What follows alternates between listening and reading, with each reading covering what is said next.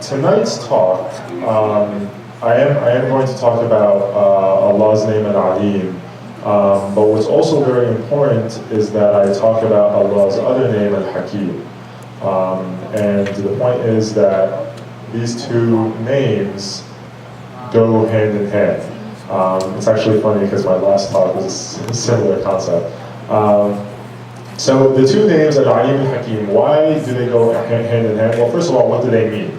So Al-Aleem roughly translates in English to the knowing, the all-knowing, the knowledgeable, and Hakim roughly translates to the wise, the judging, the judge, essentially.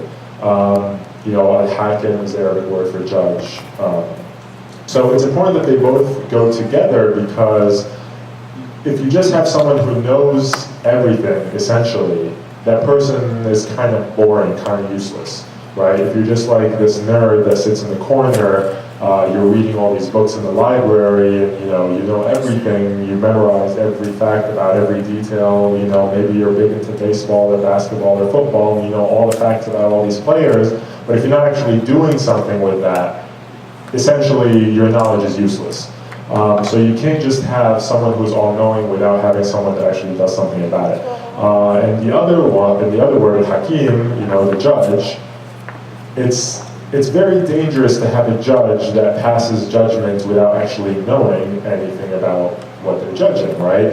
A judge who's in a courtroom, he's approached by lawyers on both sides, and they argue both sides of the case to try to tell the judge what happened. And so basically they're educating the judge, so the judge is knowing when he passes judgment. Okay, so it's very important that each of these words goes hand in hand with the other word. Without one, the other is not really all that wonderful. So I'm going to talk about the first word, Al-Aleem, and we are told that Allah's knowledge is beyond our comprehension. And what does that actually mean? Sheikh al-Ghazali gives us an example. He says he comprehends everything. What is manifest and what is hidden, what is small, what is large, what is first and what is last, inception and outcome, cause and effect. And that's important for us to know, because if you think about you and I as humans, when we know things, right? We do. But how did we come about learning those things? We had to learn them, we had to acquire the knowledge somehow. And the distinction to make here is that Allah never had to acquire the knowledge. There's no start and there's no end to what He knows. So He knew everything from the beginning, from the get-go. It's even wrong of me to say the beginning, because there was no beginning for Him. And the ayah in the Quran that tells us a little bit about this, it's very beautiful ayah from Surah Al-An'am, ayah 59. The translation goes, and with Him are the keys of the unseen, none knows them except Him, and He knows what is in the land and in the sea. Not a leaf falls but that He knows it, and no grain is there within the darkness of the earth, and no moisture and no dryness, but that what is written in a clear record. So if you think about this, if there's like a piece of sand or a piece of dirt, a grain of sand, a grain of dirt, even a grain of rice, if that's what you want to go with, Allah knows exactly where all that stuff is. If you're in a little cave somewhere, you drop a little piece of rice, Allah knows it's there. He knows everything. Whereas our knowledge, like I said, has to be learned. If anyone here is thinking of maybe going into medicine, you want to be a doctor, you think doctors are really smart, they know everything about the human body. Well, first of all, they don't, but everything that they do know is something that they have to have learned, it's something that they have to have acquired. All human knowledge is essentially through trial and error. With Tylenol, we have Tylenol, we take Tylenol for medicine, but how do we know that it actually works? It's because we tried it. We just got a bunch of people, we give half of them Tylenol, we give half of them fake Tylenol, and we figured out that the ones that took Tylenol actually got better. So that's how we learned that Tylenol works. Whereas Allah doesn't need to do any of this stuff. He doesn't need to run experiments, he doesn't need to do tests. He knows right off the bat that Tylenol would have worked. All right? Obviously this is a very simplistic example, Okay, so the next thing I want to say is that Allah also knows us better than we know ourselves. And that's very important to make. In the ayah in the Quran, Allah says, وَنَحْنُ أَقْرَبُ إِلَيْهِ مِنْ حَبْلِ الْوَرِيدِ which translates to we know him better than his own vein, or his own jugular vein in some translations. And for anyone who knows anything about anatomy, the jugular vein is really deep inside your neck. I mean, if you try to put your finger there to feel for it in your neck, next to your throat, next to your muscles, you're not going to really be able to feel your jugular vein. It's really deep in there. That's how close Allah is to you. Essentially, Allah is closer to you than your own skin, because your jugular vein is more in there than your own skin. It's under your skin.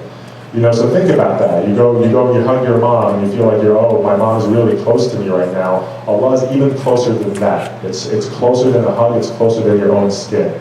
And this is very important because we need to remember to be patient if we want something that we don't necessarily get.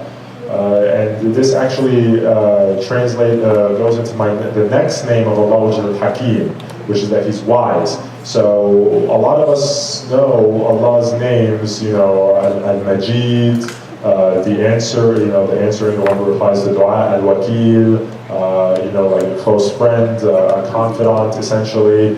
And the other name I want to mention is Al-Fatah, the opener, right? So we think of all these names when we make dua to Allah, or when we ask Allah for something, or when we really want something. And then if we don't get that thing, we think to ourselves, oh man, like Allah really isn't these things. Like I made dua for Him to give me this thing, or let me get a good test, or get into some good college, or whatever, and it didn't happen. Therefore, Allah really isn't the provider. He really isn't this person that answers all this dua. But what you fail to realize is that you're forgetting Allah's other very important name, which is Al-Hakim, His wisdom, His judgment, He's wise. He's not going to give you this thing because He knows more than you know that it's not necessarily good for you. And I'm not just talking about good for you for the hereafter, I'm talking about good for you in this world and good for you in the hereafter after you die. So if you really are being sincere and you're being patient in your dua and what you want, you just have to remember that yes, Allah will give you what you want unless it is something that is bad for you. And we know this because in the Quran, Surah Al-Baqarah, Ayah 216, Allah says, but perhaps you hate a thing and it is good for you. And perhaps you love a thing and it is bad for you. And Allah knows while you do not. Okay? And a lot of us, we are told to pray Salat Istikhara. I don't know if some of you do. I do. I know that sometimes. Probably not as much as I should. But essentially what that is you're praying to Al-Akhaz and you're making a dua to Allah to ask Him to guide you. And what's very important in that dua is that you're saying to Allah, if this is good for me, basically to my life here and to my life in the hereafter, please let it happen. If it is not, then don't let it happen and reward me with something better. Okay, so you're trusting in Allah's wisdom, Al-Hakim. And in order to be able to trust in Allah's wisdom, you're also trusting in Allah's knowledge. Al-Aleem. And just to drive this point home, when the Prophet ﷺ, he went to Ta'if to try to establish a place where the Muslims can stay and thrive, and he went really thinking that Ta'if was going to take him in, and this was where he can go, and this was the future of Islam. What he found, if you guys know the story, is he was welcomed very rudely. Nobody listened to him. He was kicked out of the city very violently. They were throwing stones at him on the way out. He got hurt, and he was very sad. But he didn't lose his faith in Allah. The only dua he made was, oh Allah, if you're not upset at me, then I really don't care why. He was only worried that maybe Allah was upset at him. But if Allah was not upset at him, then he completely trusted and had faith in Allah that whatever happened in the Ta'if was for the better. And we all know the rest of the story continues. He ended up going to Medina, and Medina turned out to be so much better for him. And therein lies the wisdom of Allah. Medina was a much bigger city, it had much more food, the people were much more open to him, and the rest is history, as they say. So the bottom line is what I want to leave you with is whenever you find yourself as if perhaps you're not getting what you want, or perhaps you're frustrated with what's going on. And actually another point, going back to how Allah knows us better than we know ourselves, if you prevent yourself from doing something that is bad and nobody notices, you know, you think like, oh, I could have cheated on this test, but I didn't.